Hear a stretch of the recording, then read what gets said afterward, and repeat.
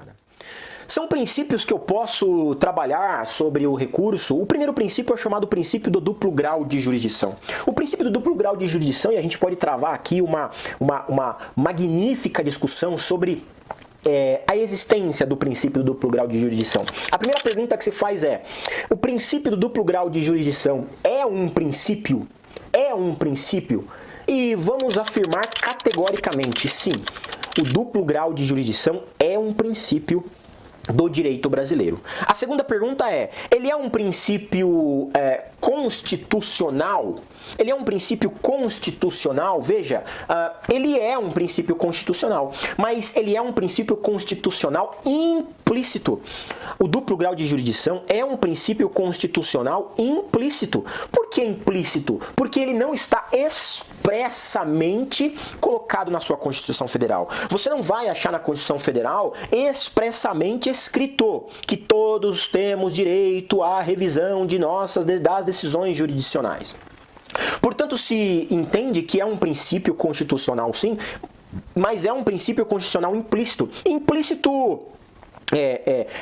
Da onde que eu posso extrair que ele é implícito? Veja, eu posso extrair que ele é implícito pela própria organização do Poder Judiciário. Lá na sua Constituição Federal, a partir do artigo 101, 102, 103 e vai seguindo, né, 108, você vai observar uma organização do Poder Judiciário. E tem lá a organização dos tribunais, inclusive dos tribunais superiores. Veja, se os recursos não fossem, o duplo grau de jurisdição não fosse um princípio constitucional, então por que a Constituição Federal se preocuparia tanto em organizar o Poder Judiciário no nível dos tribunais, inclusive dando fundamentação, cabimento, hipóteses de ingresso de recurso? Veja, seria algo completamente ilógico. Logo, o duplo grau de jurisdição é um princípio constitucional implícito. Agora veja, ele é um princípio do direito, que inclusive você encontra na Convenção Americana de Direitos Humanos, CADH, Convenção Americana de Direitos Humanos, artigo 8º, parágrafo 2º,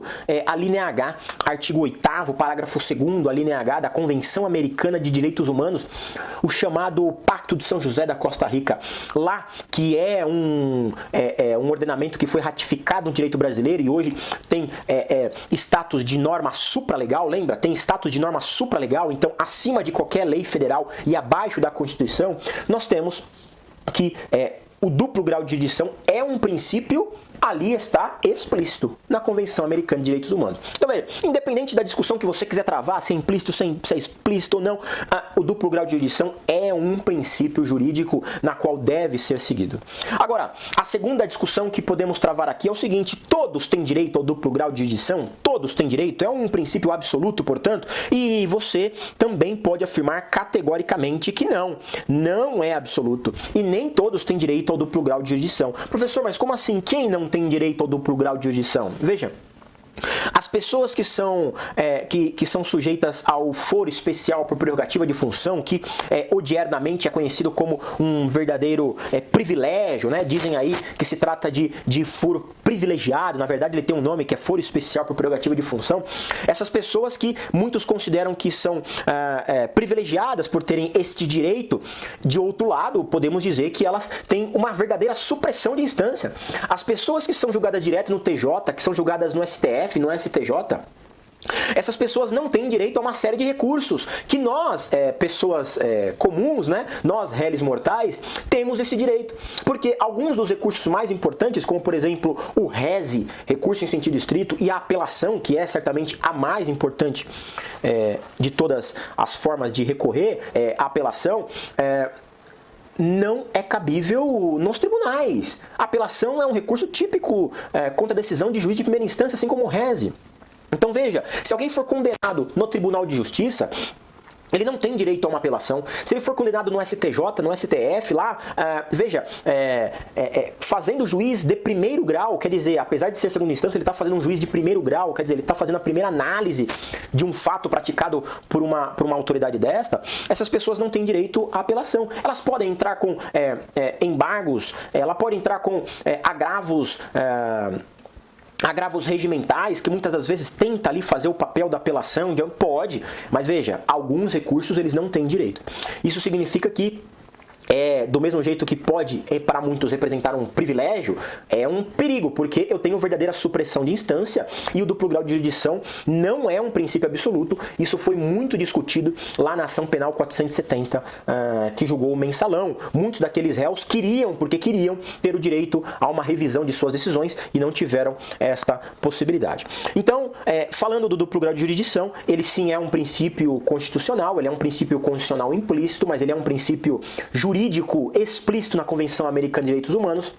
E ele, de outra ordem, não é um princípio absoluto no direito brasileiro. Um outro princípio relevante que decorre, inclusive, do duplo grau de jurisdição é a colegialidade. A colegialidade, veja, é o direito que nós temos de, uma vez submetidos a um julgamento recursal, a um julgamento no tribunal, sermos julgados por um colegiado, por um grupo de juízes, de magistrados, que chamamos de desembargadores ou ministros. A colegialidade, o princípio da colegialidade é o princípio nas decisões de recursos. É claro que você pode ter uma série de decisões liminares sendo decididas pelo relator, quer dizer, um único desembargador, mas isso é exceção. O princípio é o princípio da colegialidade. Lembra que recentemente o STF, inclusive, se envolveu naquela decisão, né, polêmica, se é possível a prisão após a condenação em segunda instância. E lembre que durante muito tempo o ex-presidente Lula ficou preso por respeito ao princípio da colegialidade. Lembra disso? Que já havia clara mudança de voto de alguns ministros, só que em respeito ao princípio da colegialidade, quer dizer, todos os ministros do STF devem votar juntos, e aí a partir dessa colegialidade eu sigo uma orientação, por respeito ao princípio da colegialidade, os juízes não colocaram o ex-presidente Lula em liberdade. Quando o STF voltou a discutir essa decisão, que aí o colegiado mudou de decisão, aí sim essa decisão passou a valer para todos os demais. Então veja, o princípio da colegialidade é um princípio relevante quando estudamos os recursos. Claro que temos exceção. O terceiro princípio é o princípio da reformatio impeius, ou ne reformatio impeius. Reformatio impeius, ou ne reformatio impeius, as pessoas costumam chamar aí de reformatio impégios, né? Mas se pronuncia reformatio impeius. É a proibição da reforma para piorar a condição do réu.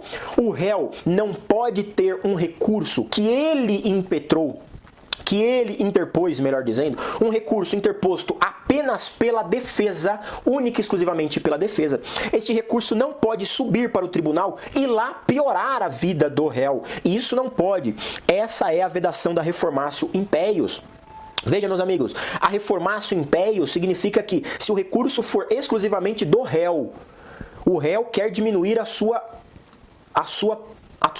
pena, que foi dado pelo juiz de 5 anos. Só ele recorreu, o Ministério Público não recorreu. Subiu para o tribunal, lá os desembargadores entenderam que o juiz de primeira instância deu uma pena baixa ainda e vai agravar para 7 anos. Isso não é possível. Aí você fica me perguntando, mas professor, eu vejo várias vezes o juiz agravando a situação do réu, como por exemplo aconteceu com o Lula na sua primeira condenação, que ele foi condenado pelo juiz Moro a 8, 9 anos, se não me engano, e aí chegou lá no tribunal, aumentaram para mais de 10. Mas aí, senhores, é porque o Ministério Público também recorreu. Se o Ministério Público recorre e a defesa recorre, é claro que o recurso é devolvido ao tribunal, os argumentos de duas partes, e aí ele pode aumentar ou diminuir a pena. Claro, a reformatio impeius, cuidado na pegadinha na OAB, é proibição de piorar a condição do réu no recurso exclusivo da defesa. Exclusivo da defesa.